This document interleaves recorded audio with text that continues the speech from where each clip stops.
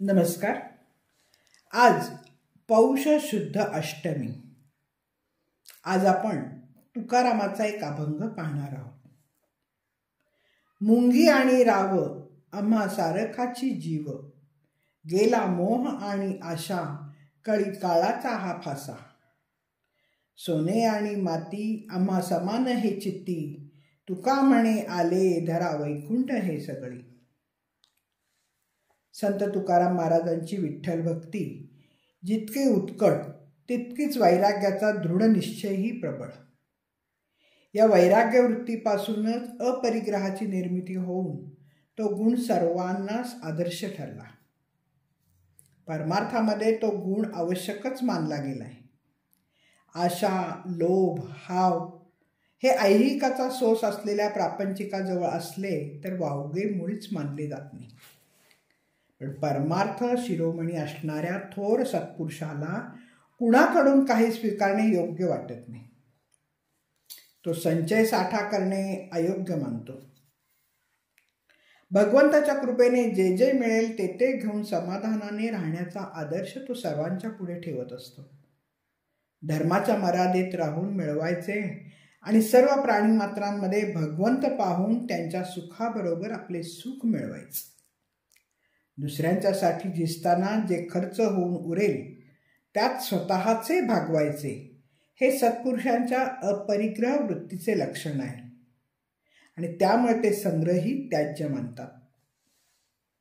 छत्रपती शिवाजी महाराज संत समागम प्रेमी होते आणि साधू संतांचे आशीर्वाद घेतल्याशिवाय स्वराज्य स्थापनेच्या कामामध्ये यश मिळणार नाही असंच त्यांना वाटे.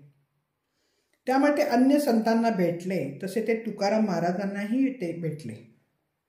भेटल्यावर त्यांच्या वाणीचा त्यांच्यावर प्रभाव पडला. शिवाजीला त्यांनी क्षात्र धर्म जागवायला सांगितले.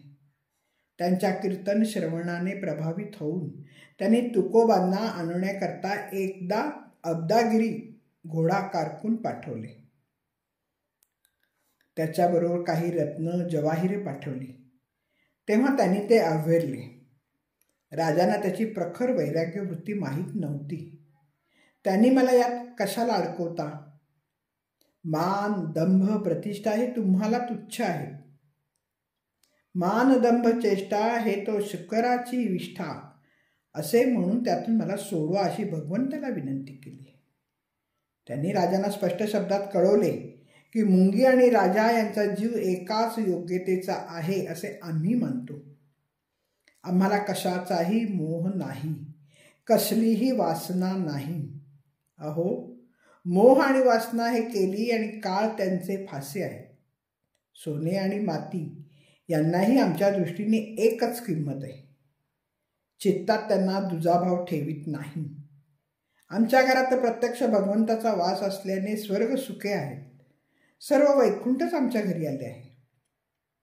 तुकाराम महाराजांची निष्पृह वृत्ती यातून व्यक्त झाली. त्यांनी पुढे शिवाजी महाराजांना असं म्हटले की हे राजा, हे ऐश्वर तू आम्हास कशासाठी बरं देतोयस? आमचे सत्व पाहतोयस का? आम्हाला त्याची जरुरी नाही. आता आम्ही एका विठ्ठलाशिवाय कोणालाच जाणत नाही. आम्हाला फक्त त्याचीच जरुरी आहे. परीस घेऊन गारकोटी घ्यायला तुम्ही निघाला आहात. हे तुमचे उदाहरण आमच्या चांगले लक्षात आले. तुम्ही जीव दिला तरी माझ्या एका शब्दाची बरोबरी होणार नाही. जीव दिला तरी वचना माझ्या नाही येसरी. शेवटी तुकाराम शिवाजी महाराजांना म्हणतात, बाबा रे, पैसा, धन आम्हाला गोमासासारखे निषिद्ध असून आम्ही ते कधीही स्वीकारणार नाही. तुका म्हणे धन आम्हा गोमासा समान. तेव्हा तुमची धन संपत्ती स्वीकारण्याऐवजी तुळशीची माळ आणि एकादशीचं व्रत यांचा मात्र आम्ही स्वीकार करू. हरीचा दास राहण्याचीच इच्छा आहे. तोच आमचा आईबाप आहे. तेव्हा आम्हीच त्रैलोक्याचे स्वामी आहोत. वैराग्याच्या दृढनिश्चयाबरोबर तेजस्वी शब्दामध्ये शिवरायांनाही त्यांनी उपदेश केलेला दिसतो. संत सेनानावी म्हणतात, तोची एक संत जाणा आवडती नारायणा, पांडुरंगा वाचोनी न जाणे दुसरे काही. धन्यवाद. मी वाचक सौभाग्यवती पल्लवी कुलकर्णी. नमस्कार.